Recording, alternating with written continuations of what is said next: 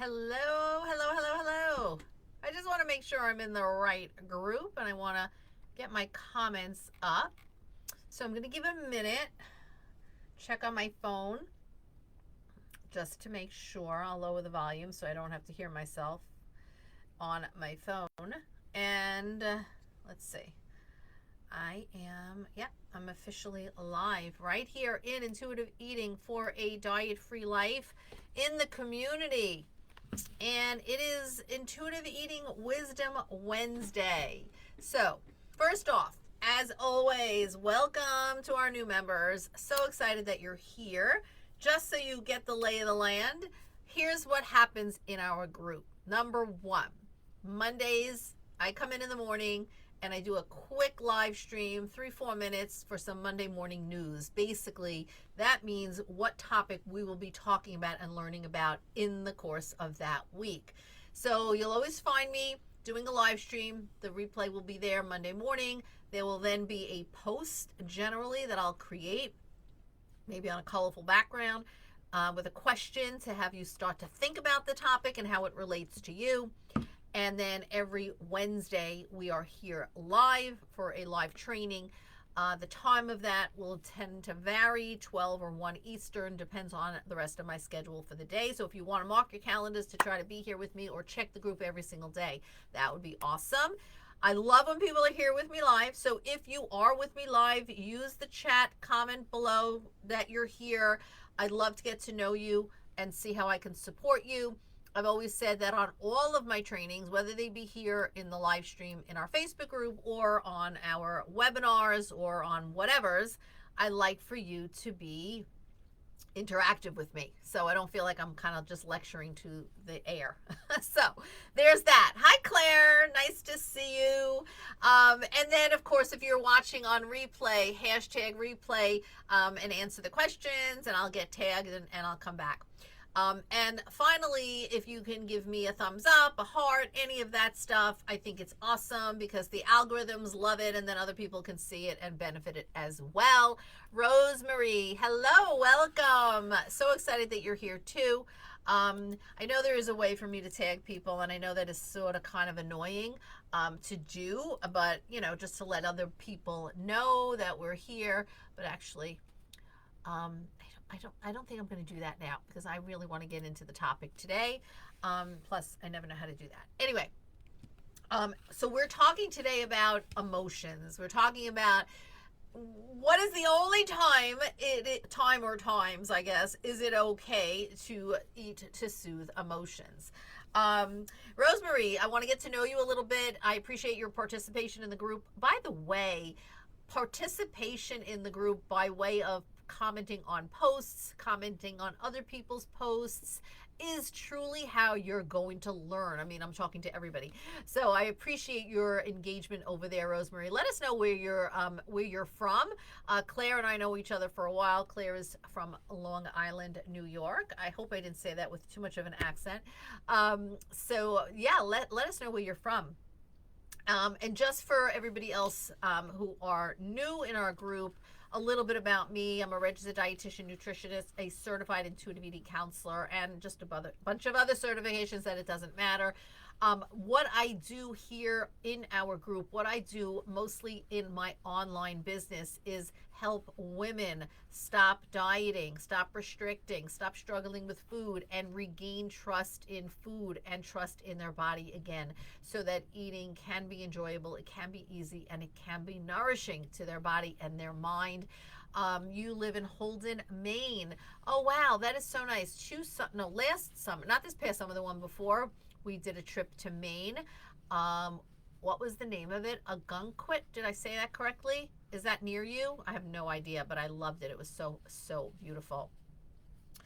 Anyway, I do this work mainly online in my online business through a program that I run called Whole Body Trust. It's a small group coaching program. And I am actually opened enrollment just today for the month of December. So if anybody is interested in learning more about what that program looks like, let me know. We can have a conversation and you could just get in the 2023 program rates before the new year. Anyways, yes, you said it correctly. I live near Bangor, Maine. Okay, yeah, not sure where exactly that is, but anyway, I loved it. Just loved it. Hope to revisit there one day again soon.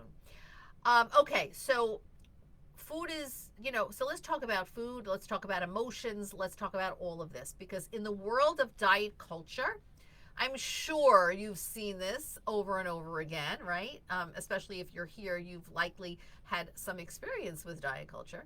Um, it's kind of been made clear that the reason or one of the reasons you struggle with your relationship with food is because you're eating based on emotions and not based on hunger.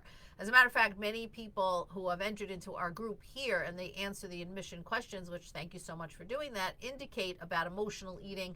I also did a post on Monday about this topic. Rosemary, I think you did respond to that, and someone else I forget, about stress being an emotion that you turn to food for, and some other answers on that post. We can talk more about that, but let's talk a little bit more about what exactly is emotional eating.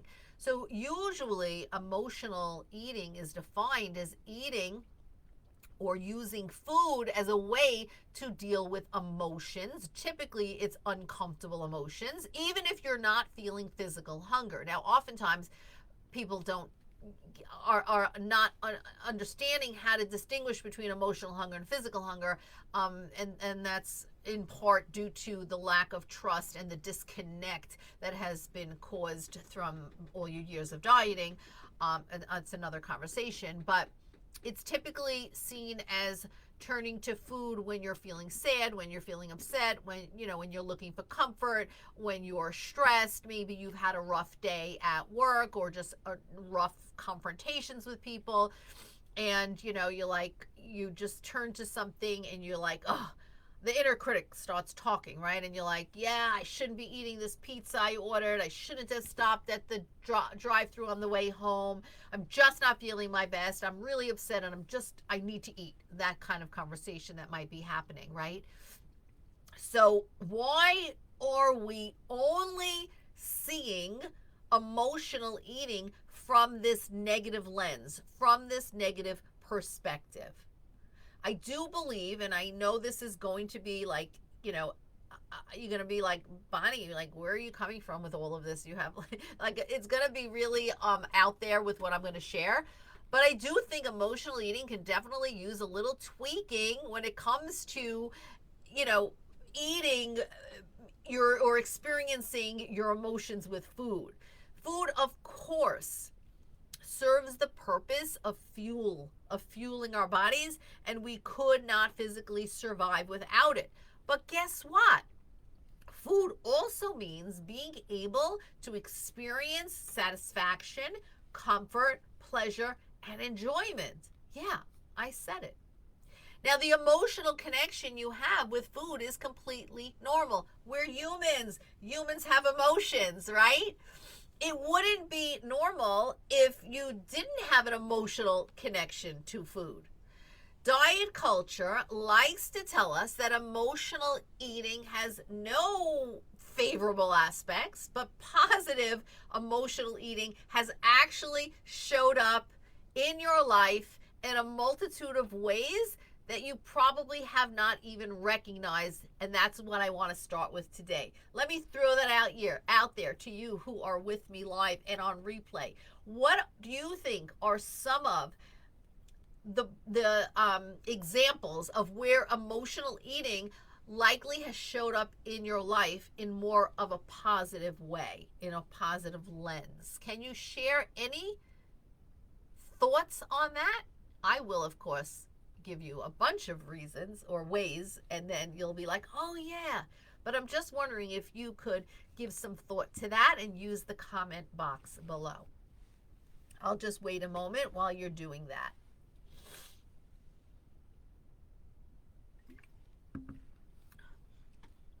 Who's going to type? Let me see if it says anyone's typing. I don't know if I could tell.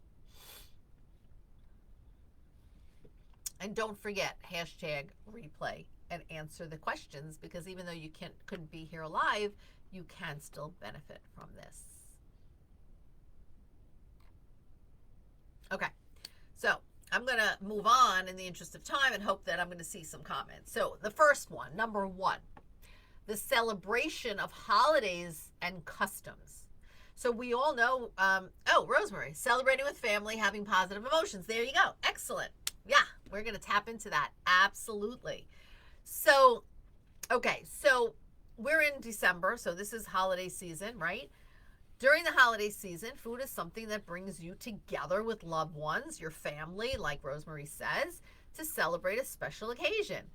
We had Thanksgiving whatever, a week or two ago. I don't even know the calendar, but yeah, recently, right? And gathering around the dinner table to show our gratitude while eating delicious holiday food. Christmas is coming. It means, getting to decorate gingerbread houses and bake cookies. Hanukkah is coming. Baking, holiday Hanukkah cookies and donuts together is tradition. Latkes. Valentine's Day is not far off, and it's sharing chocolates with someone you love, right? The list goes on and on. So give some thought to those holidays and customs, right?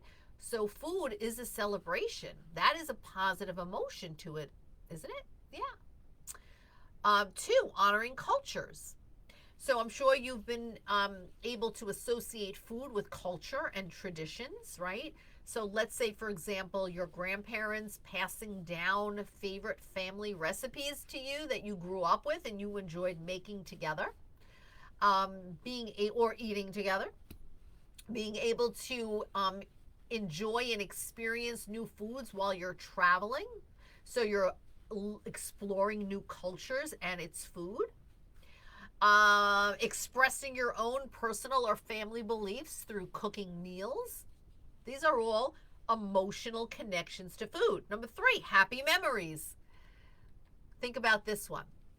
Food can also be nostalgic, and it can remind you of a positive, happy experience that you once had that may have involved a specific food item or a meal.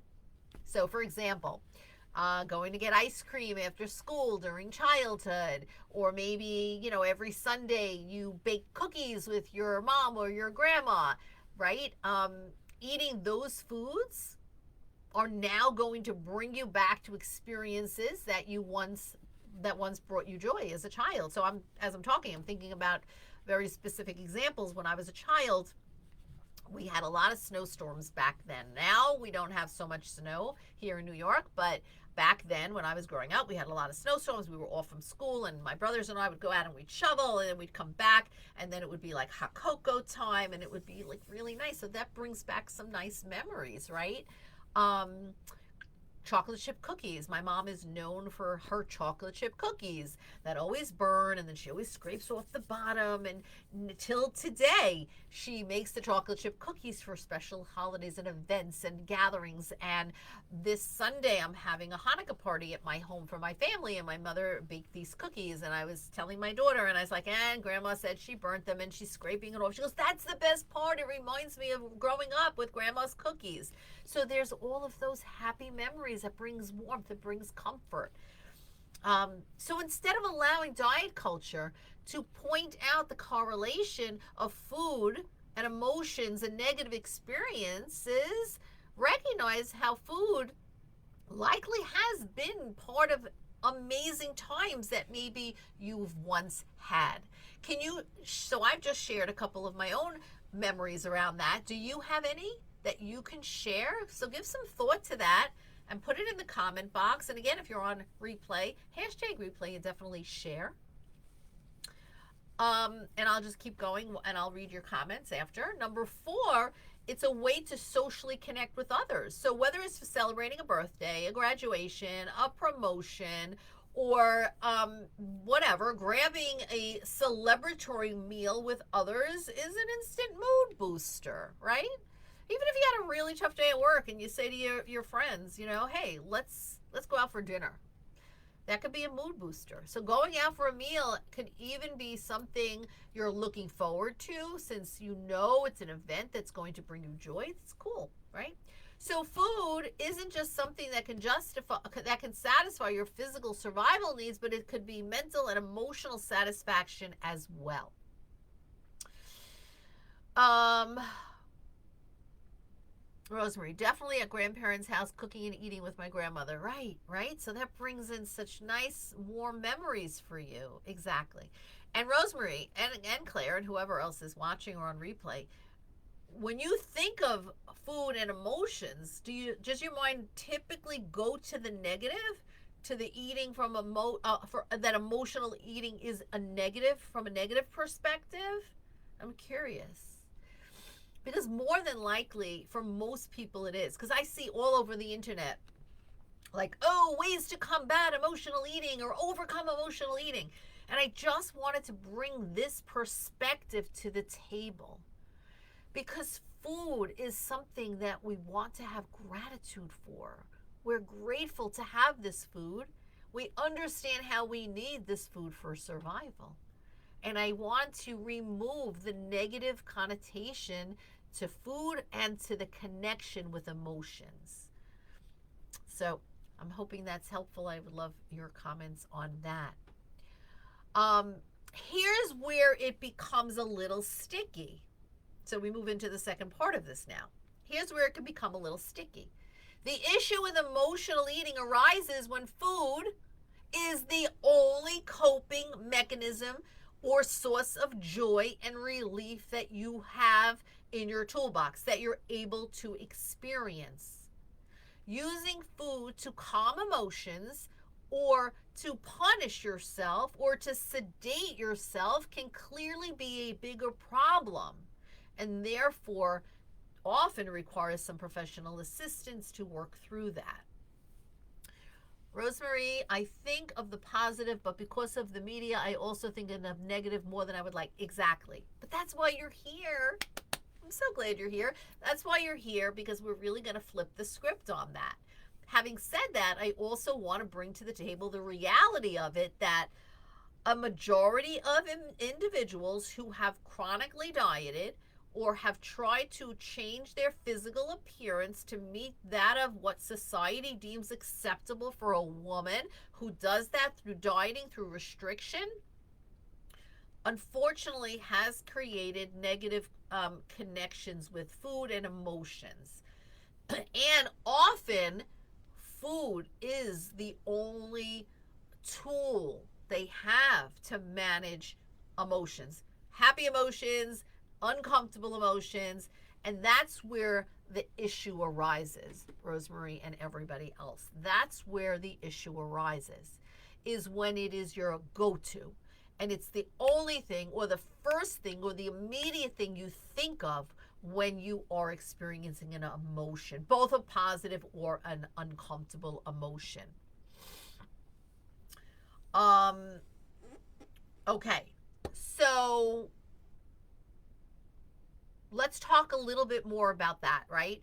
If you're using food to deal with emotions, there may be some other underlying issues at hand that you may not be thinking about that I want to bring to the tables today. Number one, you might not be eating enough throughout the day. So if you're coming home after a super stressful day, wanting nothing more than to sit at home and eat everything in your pantry or stop at the drive-thru and just eat until you're past comfortable fullness, it's often not just maybe you had a stressful day and so emotions are at play, but it could be coupled with the fact that you may not have eaten enough through the day and your body is trying to replenish missing fuel. Calories is, by the way, not a bad word. Calories is simply the amount of energy, the fuel we get from food. So consider if that's at play as well. Or maybe you're dealing with some food guilt. The reality is, the only reason why you actually feel quote unquote bad about using food to relieve a negative emotion is because you are actually allowing yourself to fall into the trap of feeling guilty for it afterwards. When you're experiencing food guilt, it can actually lead you to a binge episode, definitely eating past comfortable fullness, out of increased stress and feeling bad and feeling guilty and feeling shame and that entire cycle, right? So if if you would consider that, you know what, I need to eat something right now because I'm stressed and I want to do it, but you're not allowing yourself to get into this place of guilt and the spiral that comes from it, you may in fact not end up binge eating on that food. Right? Food is not something that you must run away from when you're dealing with emotions. It actually might help you. So I often, when I'm working with individuals in this area, we often talk about food as your ally, and we learn how to actually use food to assist the biochemistry in our brain to help us manage emotions. We're not going to get into that today. That is something I teach in my course, but just understand that there's all of these things that are perhaps at play here. And so recognizing that food is not your enemy. Food is never your enemy. Dieting and diet culture wants you to think it is, or actually it's not. They cause you to think that food is your enemy, right? So many of you, when you came into this group, answered the question about your relationship with food, and it was like, I have a love-hate relationship with food. I love it, but I hate it, right? That is not a very comforting relationship with food, right? Imagine if your relationship with your spouse was a love-hate relationship.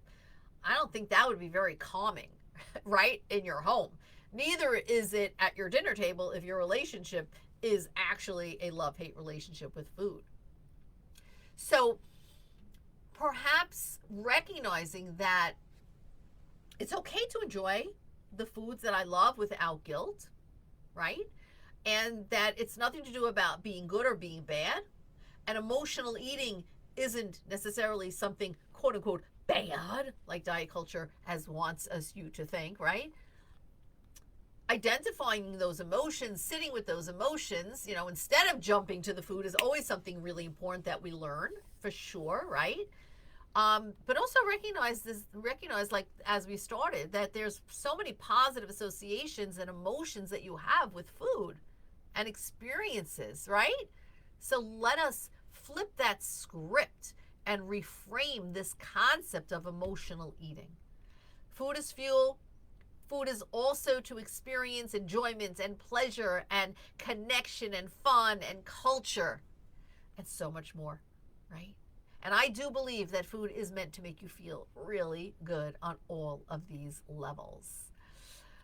Claire says, agree that food is used positively for celebrations. My grandmother always brought me a candy bar when she came home from work, right? So you have a special connection with, probably if it was a particular candy bar, Claire, you probably have a very special connection with that particular candy bar as well. And I'm sure we can all give some thought to that. And so as you're watching this on replay again and thinking about all that I've shared today, I would love to learn more about your own experiences with food and connections and culture and family and the connotation that you have if you eat when feeling any of these emotions. What comes up for you? Use the chat, use the comment box to continue the conversation. So opening it up right now for any quick questions. I have to wrap in about 2 minutes time, but let me know if you have any questions on anything that I discussed here today. Again, a thumbs up, a heart, all of those things will help the algorithms, and it helps other people in our Facebook group know that I've been live, I've talked about this today, and they can watch and benefit as well. So please use the comment box. Let me know what else is on your mind.